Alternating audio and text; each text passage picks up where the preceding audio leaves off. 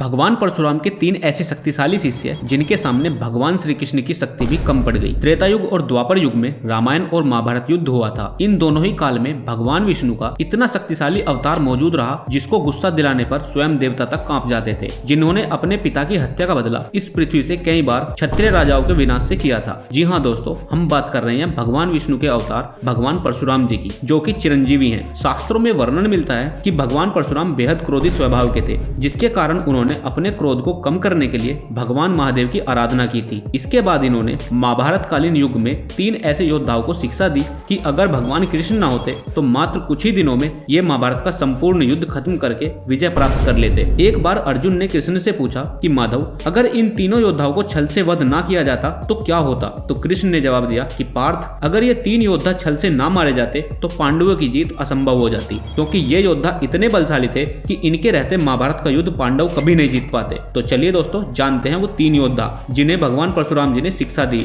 और इनके चौथे शिष्य का अभी जन्म ही नहीं हुआ है। कौन है वो चौथा शिष्य, बताएंगे वीडियो के अंत में। दोस्तों, भगवान परशुराम जी के प्रथम शिष्य थे पितामह भीष्म। राजा शांतनु और माता गंगा के ये पुत्र जो इतने बलशाली थे कि इनसे युद्ध करना समझो मृत्यु को खुला निमंत्रण देने जैसा था। आजीवन ब्रह्मचर्य का व्रत धारण करने से लेकर स्वयं अपने गुरुदेव भगवान परशुराम जी से 21 दिन तक चलने वाला युद्ध इनके बल का परिचय देने के लिए पर्याप्त है। 10,000 सैनिक रोज मारने वाले भीष्म को भगवान परशुराम ने बेहद घातक अस्त्र शस्त्र प्रदान किए थे। कृष्ण जी ने अर्जुन को उनकी शक्ति के विषय में बताया कि भीष्म सूर्य देव से भी अधिक बल रखते हैं और एक बार सूर्य देव को भी युद्ध के लिए ललकार चुके हैं। भीष्म के कारण ही कृष्ण जी को युद्ध में शस्त्र न उठाने की प्रतिज्ञा तोड़नी पड़ गई थी। इच्छा मृत्यु का वरदान पाए भीष्म ने स्वयं ही पांडवों को अपनी मृत्यु का राज बताया था, तभी भीष्म बाणों की सैया पर लेट पाए थे। दोस्तों, परशुराम जी के दूसरे शिष्य थे गुरु द्रोणाचार्य। जी हाँ, द्रोणाचार्य जी ने पांडवों और कौरवों को युद्ध की शिक्षा दी थी। इनके तर्कस में भी बेहद विध्वंसकारी अस्त्र शस्त्र मौजूद थे। भगवान विष्णु जी ने उन्हें वरदान स्वरूप नारायण अस्त्र प्रदान किया था, जो बेहद प्रलंकारी है। इसके अलावा इनके पास ब्रह्मास्त्र, इंद्रास्त्र, आग्नेयास्त्र